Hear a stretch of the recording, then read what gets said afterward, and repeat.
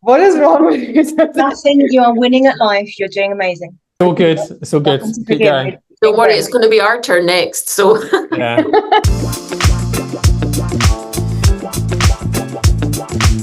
Today's topic revolves all around unlocking the power of design with our expert guests from Nile, Dr. Alexa Haynes and Neil Collman. I've had the opportunity of working with Neil, and I just wanted to highlight to all of our Lulu Talks community that after working with Neil and the Nile team, you're always going to come away with something that you've learned, or many things that you've learned in my case, several aha moments, things that you just never thought you were going to get to. A couple of weeks ago, we were talking about, the positioning of design in business, and you said something so interesting, and I said, oh, hold on to that, let's save it for the podcast. So In the last 5 or 10 years, I think design became very popular with business. Businesses realised it was a great problem-solving tool.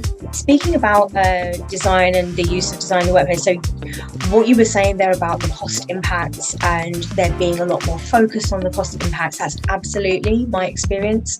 Whereas my perspective, at least, is that it's absolutely essential. And I think that the disconnect is just that perhaps people, maybe senior stakeholders, are not really realising the value that good design brings. design has so many potential impacts across so many aspects of products and services, and it's essential that you allow everyone to be able to access those products and services equally and fairly. During our piece of work was sample size.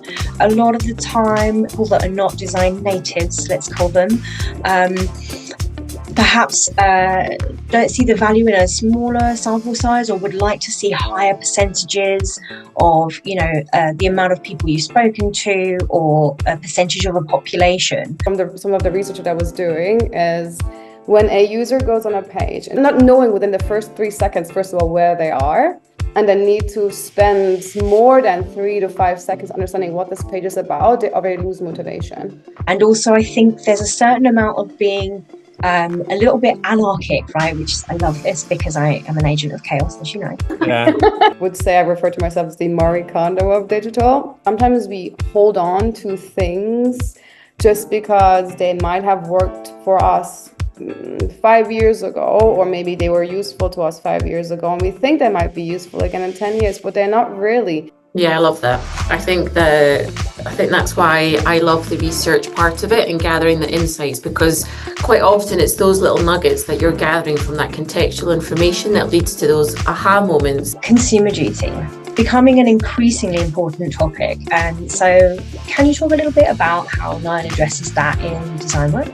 Yeah, so what consumer duty really does is it brings into, sharp focus for financial services companies exactly what they need to be doing to make sure that they deliver the right outcomes for their customers. That is huge, because organizations are so vastly different on their journeys of customer centricity. Being able to synthesize lots of different information, being able to present it back to people in a way that they can understand it, making it actionable,